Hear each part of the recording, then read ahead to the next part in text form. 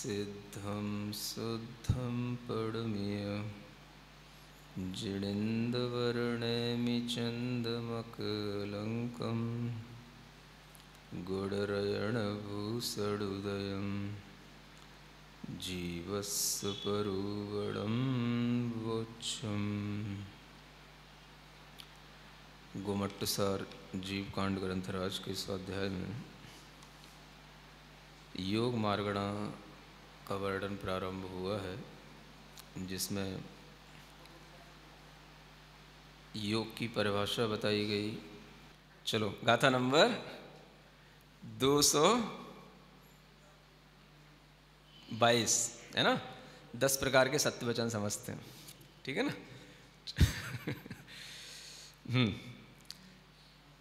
अभी तक जो आपने सत्य असत्य उभय अनुभय वचन योग के बारे में जाना, उसमें जो सत्य वचन 10 प्रकार के बताए थे, वो 10 प्रकार के सत्य वचन क्या कहलाते हैं, इसको बताने के लिए ये 2 गाथाओं का या 3 गाथाओं का अवतार हो रहा है ना।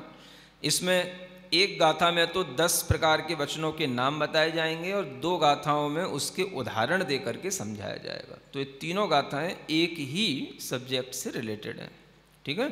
तो हम पढ़ते हैं पहले गाथा नंबर 222। जणवद सम्मदिठवणा णामेरुवे पडुच्चवहारे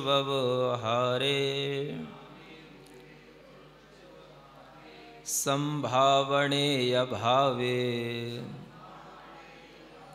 ओमाए दसविहम सच्चम। पहले इस गाथा का अर्थ पढ़ लेते हैं। 10 प्रकार के जो सत्य हैं उनके नाम दिए जा रहे हैं। जणवद माने जनपद सत्य, पहले नंबर का। सम्मति माने सम्मति सत्य, है ना, या समृति सत्य भी इसमें ले सकते हैं।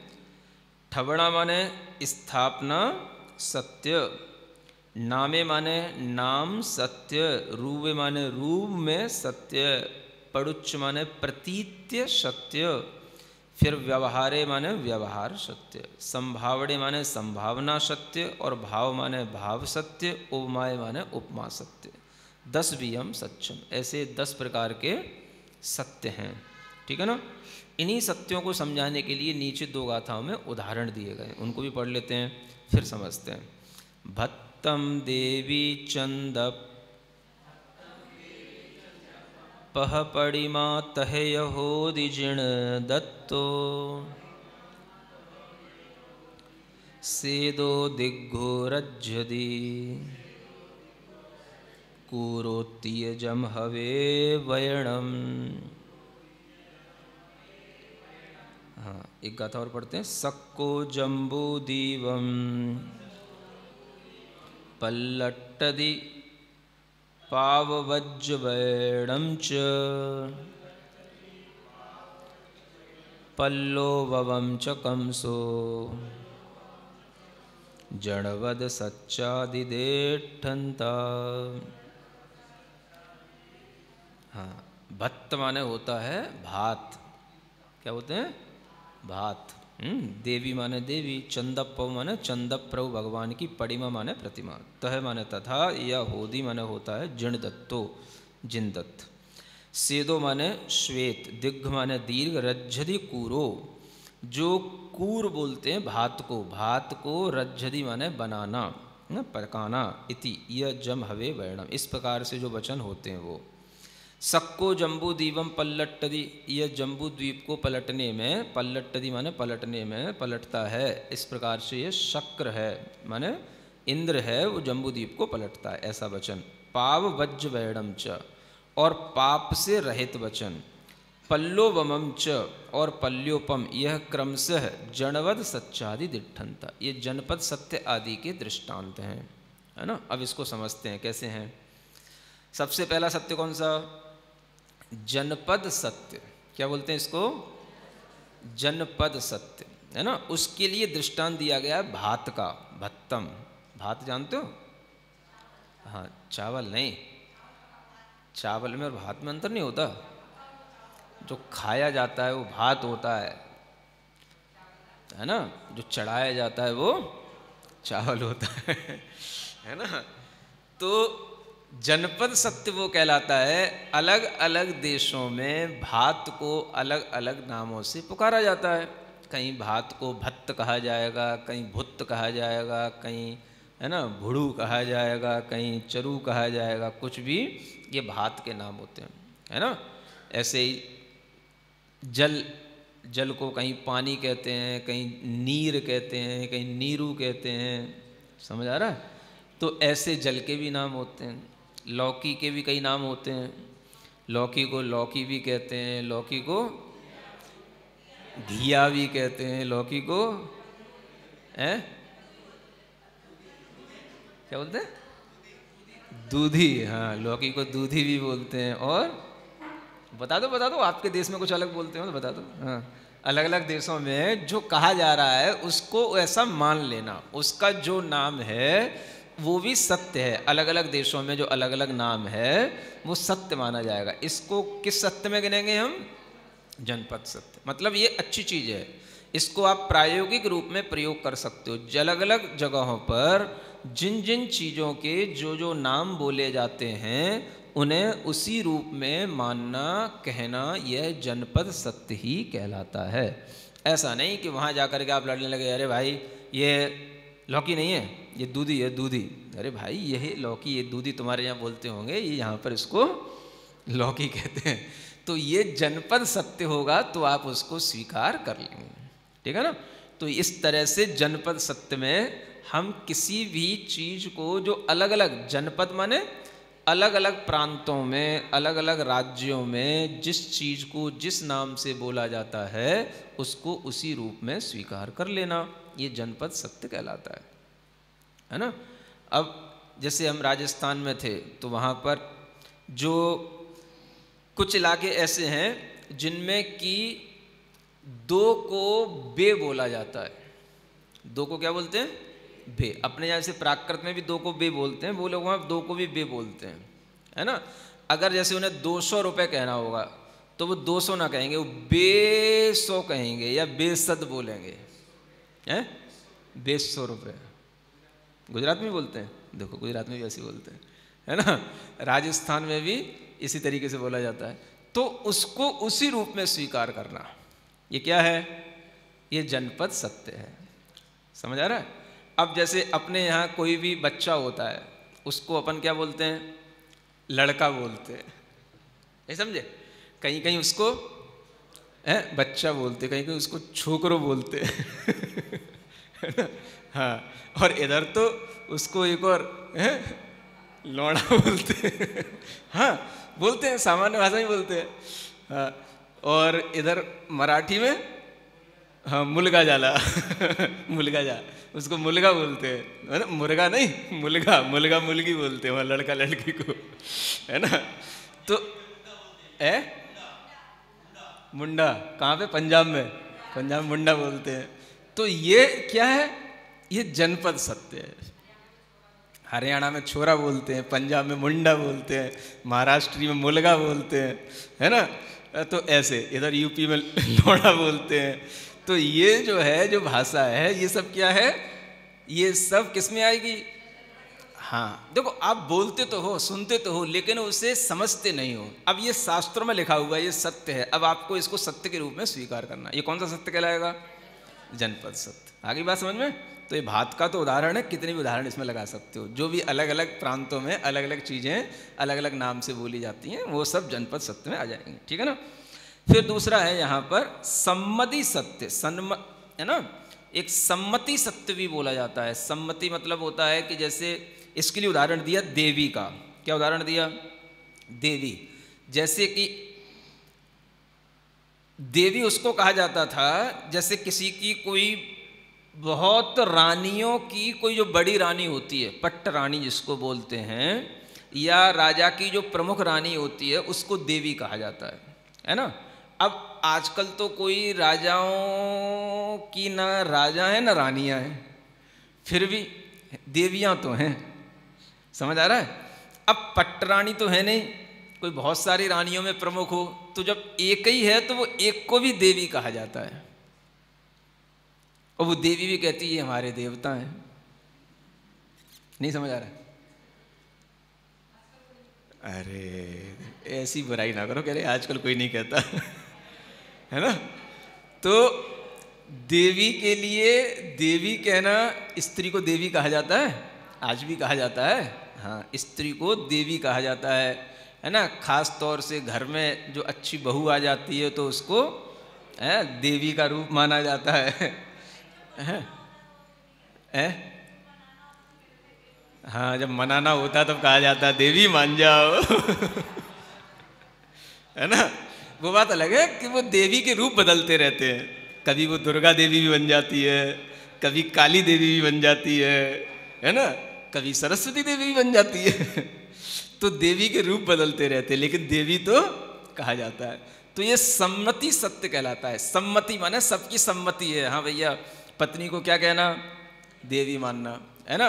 या जैसे आपने कोई भी अनुष्ठान किए, विधान किए, पंच कल्याण किए, अब उसमें इंद्र बना लिए, देवी देवता बना लिए, है ना। ये सौधर्म इंद्र है, ये ईशान इंद्र है, तो ये सन्मति सत्य है, मान लिया जाता है। हाँ, ये देव हैं, देवी है, तो ये भी हम उसको देवी के रूप में कहा जा सकता है, ऐसा है ना।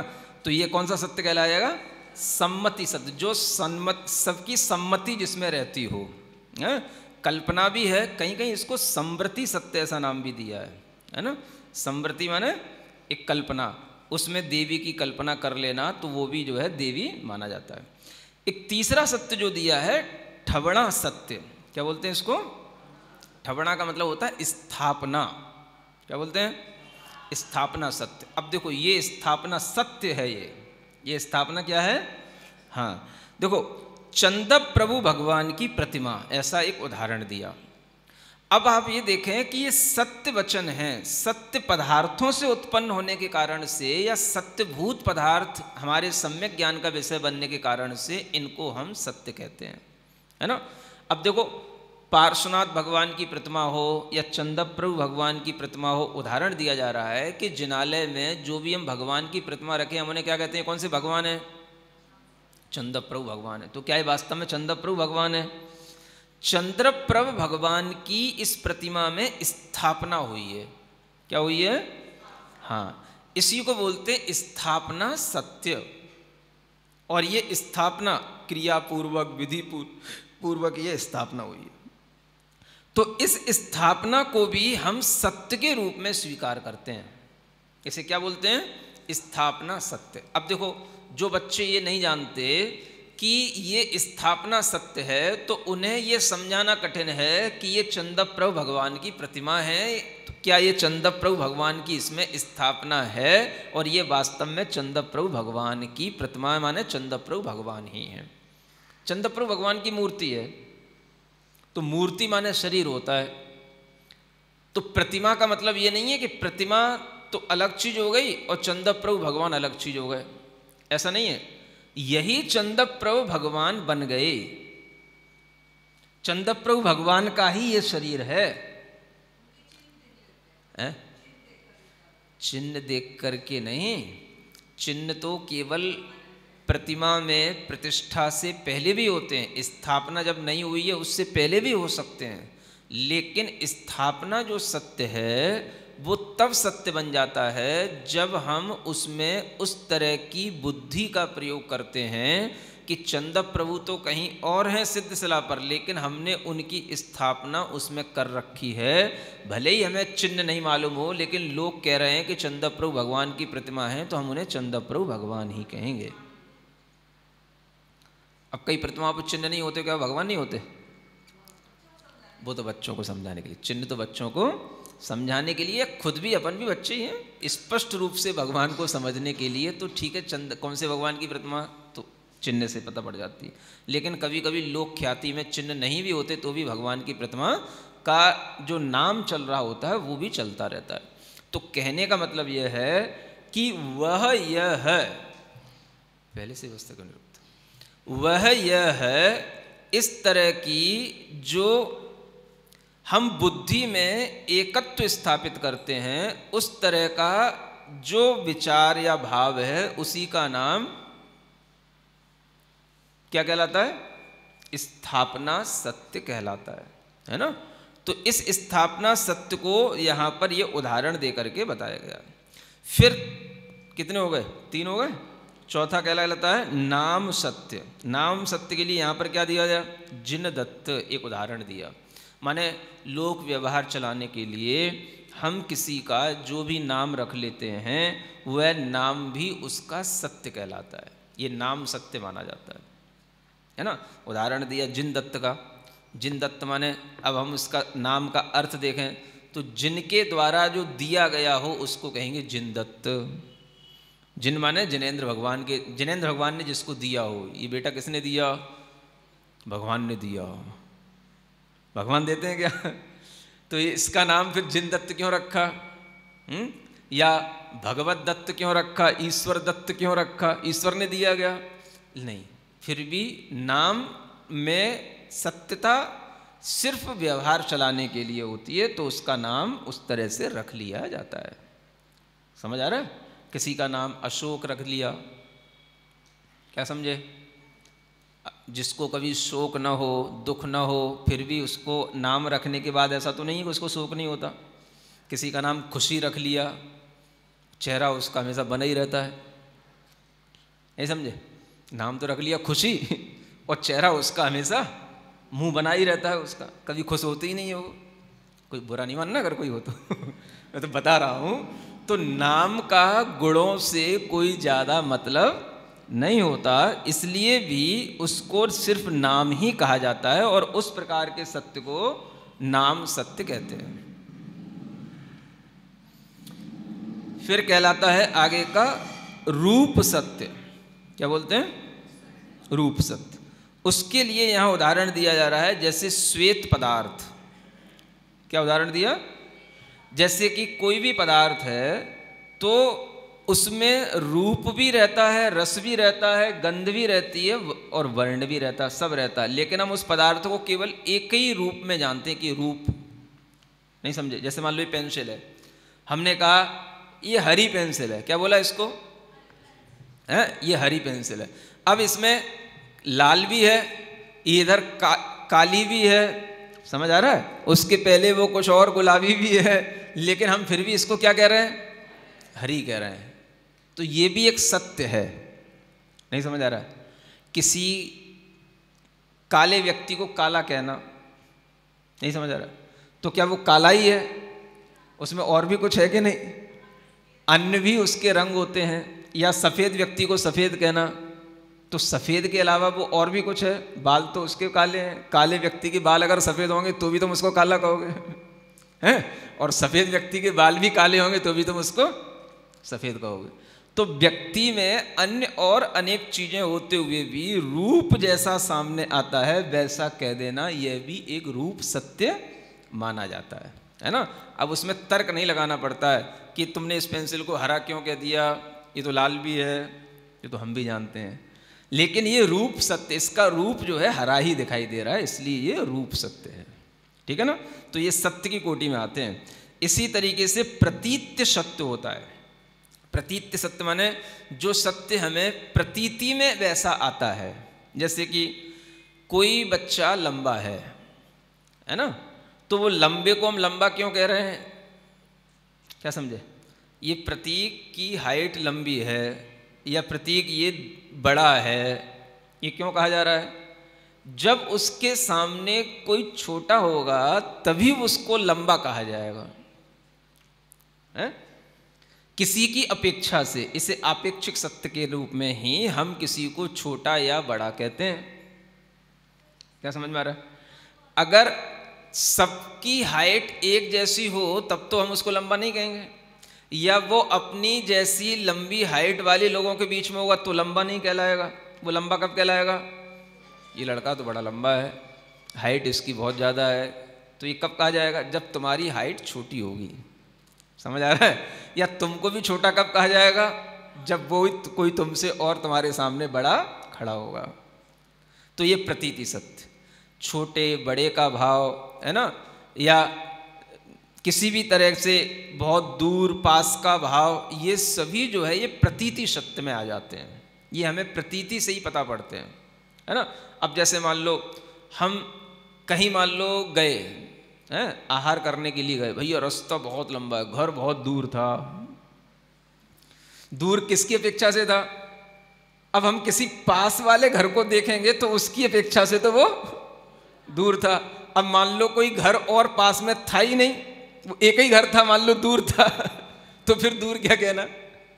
या हमें पता होगा कहीं ना कहीं, कल तो हम पास में गए थे और आज हम बहुत दूर गए, तो वो भी हमारी ये प्रतीति सत्य में ही आएगा। तो हम जब किसी चीज की सापेक्षिक तुलना करके किसी चीज को छोटा बड़ा दूर पास के विचार में आते हैं तो वह हमारे लिए प्रतीति सत्य कहलाता है। आइंस्टीन की जो थ्योरी है वो इसी पर आधारित है। समझ आ रहा है? कोई भी चीज रियली न तो छोटी है न बड़ी है ना। ये आइंस्टीन की थ्योरी भी रिलेटिव थ्योरी, जो थ्योरी ऑफ रिलेटिविटी कहलाती है, वो इसी प्रतीति सत्य पर ही आधारित है। तो इसी के लिए इसको सत्य माना जाता है। फिर एक होता है व्यवहार सत्य। कौन सा? अब ये व्यवहार सत्य देखो, इतना अच्छा उदाहरण दिया है। रज्जति कूरो, कूरो माने भात बोलते हैं, है ना। किसी देश में भात को क्या बोलते हैं? कूर। कूर कूर है, जैसे तुम यहाँ कुत्ता को बोलते हो ना, कुर कुर कुर कुर कुर कुर, कूर माने भात होता है। तो भात पक रहा है, रज्जति माने पकाया जा रहा है। अब आप क्या कहोगे? अगर आपने मतलब किसी भी, क्या बोलते हो, बटलोई बोलते हैं उसमें, क्या है, कुकर में, चलो आज की भाषा में, और उसमें आपने चावल रख दिया, तो आप यूं नहीं कहोगे चावल पक रहा है, क्या बोलते हो? भात पक रहा है। अब भात पकता है कि चावल पकता है? भात तो अभी बना ही नहीं, भात तो पकने के बाद कहलाएगा। पक तो चावल रहा है, लेकिन बोलने में क्या आता है? भात पक रहा है। और वो सत्य भी माना जाता है। इसको कौन सा सत्य कहेंगे? ये व्यवहार सत्य है। समझ आ रहा है? जो लोग इस सत्य को नहीं जानते हैं वो इसकी मजाक बनाते हैं। जैसे कहते हैं, भैया कहाँ जा रहे हो? बोले आटा पिसाने जा रहे हैं। क्या पिसाने जा रहे हैं? ये कोई नहीं कहता गेहूं पिसाने जा रहे हैं। कहाँ जा रहे हैं? आटा पिसाने जा रहा है। आटा होगा तो पिसेगा कैसे? वो ले जा रहा है गेहूं, कह रहा है आटा पिसा। तो इसको कुछ लोग गलत समझते हैं, चुटकुला बना लेते हैं। ये गलत नहीं है। ये क्या है? ये व्यवहार सत्य के रूप में स्वीकार किया जाता है। इस तरह का व्यवहार किसी भी जगह पर आप और भी समझ सकते हैं, लागू किया जाता है ना। जैसे कई बार जब रात्रि में लोग जो है दुकान बंद करते हैं तो क्या बोलते हैं? दुकान बढ़ा रहे हैं, जबकि दुकान को बंद कर रहे हैं। दुकान घटा रहे हैं। भैया बढ़ाने का टाइम आएगा, दुकान बढ़ाओ। अब ये क्या है? ये भी व्यवहार सत्य है। समझ आ रहा है? दुकान में ताला लगा दिया तो उसको भी ऐसा नहीं बोलते दुकान में ताला लगा दिया, दुकान बढ़ा दी। ये सब हमारे लिए जो सत्य की कोटि में आ रहा है, वो किस अपेक्षा से? तो आचार्य कहते हैं इसको आप व्यवहार सत्य जानना, माने सब सत्य बात है।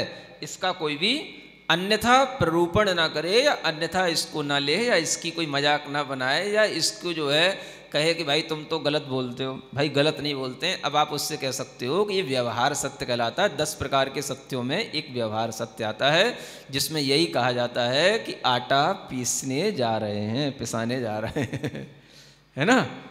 तो ये सब क्या हो गया? व्यवहार सत्य। इसी तरीके से अब आचार्य आगे कहते हैं संभावना सत्य। कौन सा? इसके लिए यहां उदाहरण दिया है, सक्को जम्बू दीवम पल्लट्टदी। देखो, संभावना सत्य मतलब कि जो इंद्र होता है उसके अंदर इतनी शक्ति होती है कि ये पूरे जम्बू द्वीप को वह पलट सकता है। क्या कर सकता है? पलट सकता है। लेकिन वह कभी भी पलटता नहीं है। उसमें शक्ति तो है, शक्ति का मना नहीं कर सकते हैं, इसलिए हम उसको संभावना सत्य के रूप में स्वीकार करेंगे। संभावनाएं हैं। किसी भी व्यक्ति के अंदर कोई भी संभावनाएं हैं, अगर हम उसके लिए उस रूप में कहें कि ये संभावना सत्य है, तो उसके लिए कोई भी गलत नहीं कह सकता है, गलत नहीं कहा जाएगा। समझ आ रहा है? जैसे कि आप मुनि बन सकते हैं, आप आर्यका बन सकते हैं, ये क्या हो गया? आप तो कहो महाराज हमारी तो इच्छा ही नहीं है, आप जबरदस्ती कहे जा रहे हो ये आर्यका बनेगी, ये आर्यका बनेगी, ये मुनि बनेगा। आप में संभावना है, आपकी संभावना भले ही आपको पता ना हो, लेकिन वो कभी भी आपके लिए संभावना के रूप में जितनी भी चीज़ें द्रव्य क्षेत्र काल भाव वो जब भी बन जाएंगे वो चीज़ घटित हो सकती है। भले ही वो घटित ना हो तो भी वो क्या कहलाएगा? संभावना सत्य। समझ आ रहा है? इसलिए आप ये नहीं समझना कि मुनि महाराज कभी आपसे कहते हैं भैया आप आर्यका बन जाओ, बन सकती हो, तो महाराज हमें केवल जो है प्रेरित करते रहते हैं या हमको केवल बढ़ाते रहते हैं, हम तो बन ही नहीं सकते हैं, या महाराज झूठ बोलते रहते हैं। ऐसा नहीं समझना। क्या बोलते रहते हैं महाराज? संभावना सत्य बोलते हैं, ये आप में संभावना है। ठीक है ना? तो ये सब, इसी के आगे एक और सत्य है जिसे कहा जा रहा है भाव सत्य। क्या बोलते हैं? भाव सत्य। इसके लिए उदाहरण दिया है पाव वज्ज वैणम च, पाप से रहित वचन बोलना, ये भाव सत्य कहलाता है ना? अब इसमें क्या अच्छा उदाहरण ये दिया जाता है कि जैसे कोई भी वस्तु है उसको प्राशुक किया गया है ना, कोई भी वनस्पति है, फल फूल हैं, है ना। अब उसमें ये कहा गया कि अगर आपने इसको गर्म कर दिया तो ये प्राशुक हो गई। कोई वस्तुएं ऐसी होती हैं बिल्कुल सूख जाएं तो प्राशुक हो जाती हैं, जीव रहित हो जाती हैं। तो कोई भी पदार्थ जो जीव रहित हो गया उसको प्राशुक कहा जाता है। अब वह प्राशुक जो पदार्थ है, उस प्राशुक पदार्थ को हमने किस रूप में स्वीकार कर लिया? भाव सत्य के रूप में स्वीकार कर लिया। किस रूप में? भाव सत्य के रूप में। क्यों कर लिया? क्योंकि हमें पता नहीं है कि ये वास्तव में इसमें जीव रहित ये हो गया कि नहीं हो गया। भगवान ने कहा था, भगवान की वाणी में आया, मुनियों ने हमें बताया कि जब हम किसी फल को बना करके गर्म कर लेते हैं तो वह प्राशुक हो जाता है। ना तो आपने उसमें बनाने से पहले जीव देखे, ना बनाने के बाद देखे, आपको पता नहीं कि ये जीव रहित हो गया कि नहीं हो गया, लेकिन प्रोसेस बताई गई थी, उसको हमने स्वीकार कर लिया। और ये सत्य कौन सा सत्य है? इसको कहेंगे भाव सत्य। केवल ज्ञान के भावों में जो चीज़ें बताई गई हैं वो हमारे ग्रहण करने में नहीं भी आ रही हैं तो भी हम उसको ग्रहण करेंगे। ये क्या कहलाएगा? भाव सत्य। अब इसके लिए एक ही उदाहरण चलता है हमेशा। मैं आपको आज कुछ इसको थोड़ा सा डिटेल करना चाहता हूँ, है ना।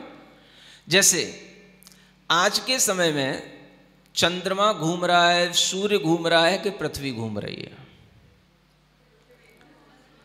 समझ आ रहा है? विज्ञान पढ़ रहोगे तो विज्ञान कहेगा क्या घूमता है? पृथ्वी घूम रही। समझ आ रहा है? जबकि हमें जो सिखाया जा रहा है, पढ़ाया जा रहा है, शास्त्रों में जो बताया जा रहा है, केवली भगवान की वाणी में जो आया वो क्या आया?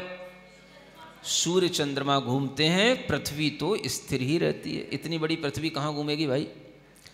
अब ये आपको स्वीकार नहीं है कि पृथ्वी कहाँ घूम रही है, लेकिन फिर भी साइंस के कहने से आप स्वीकार कर ले रहे हैं। देखना, किसके कहने से?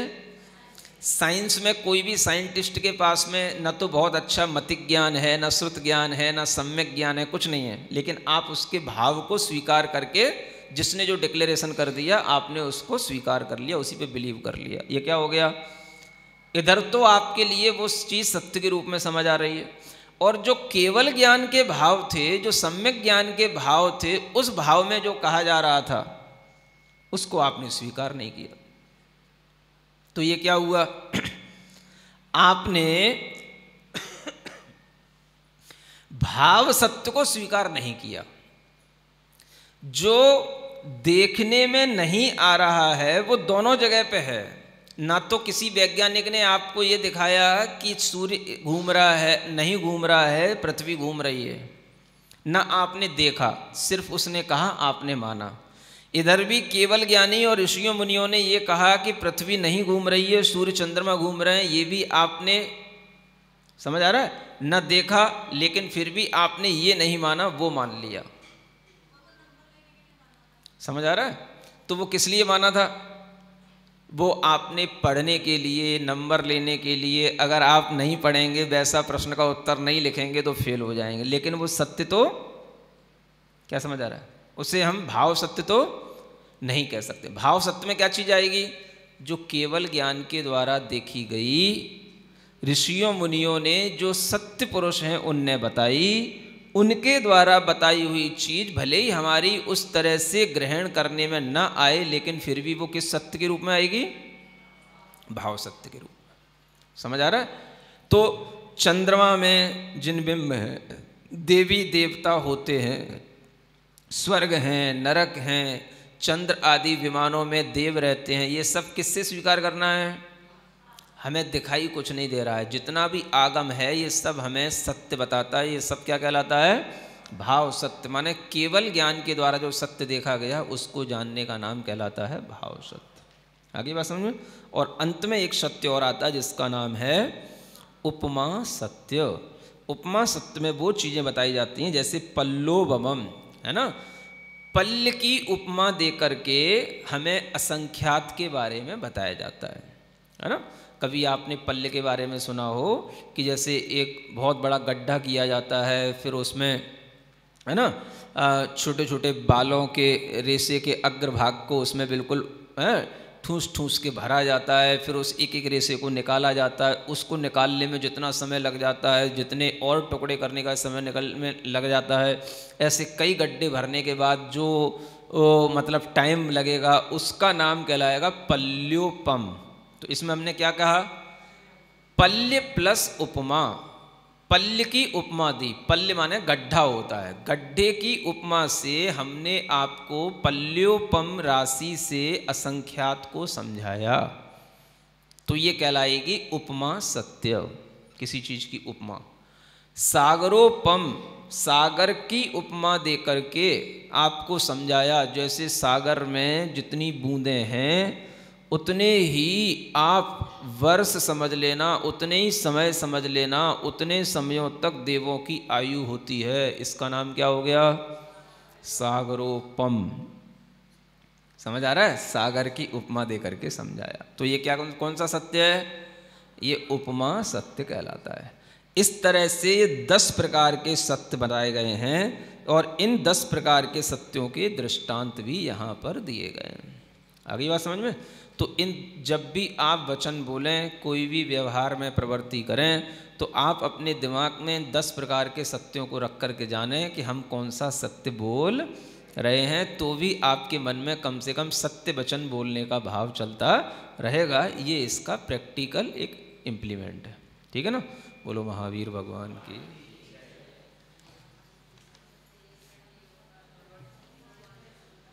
सृजनवाणी जग कल्याणी जग जन मदतम मोहरी जड़मण हारी गढ़हर हारी जम जरा रोग हरि तिथिय राणम दिव्य जुणम जो पड़ई सुड़ई मई धारई राणम सौख मणंतम धरिय सासद मुख पदम पावै सासद मुख पदम पावै।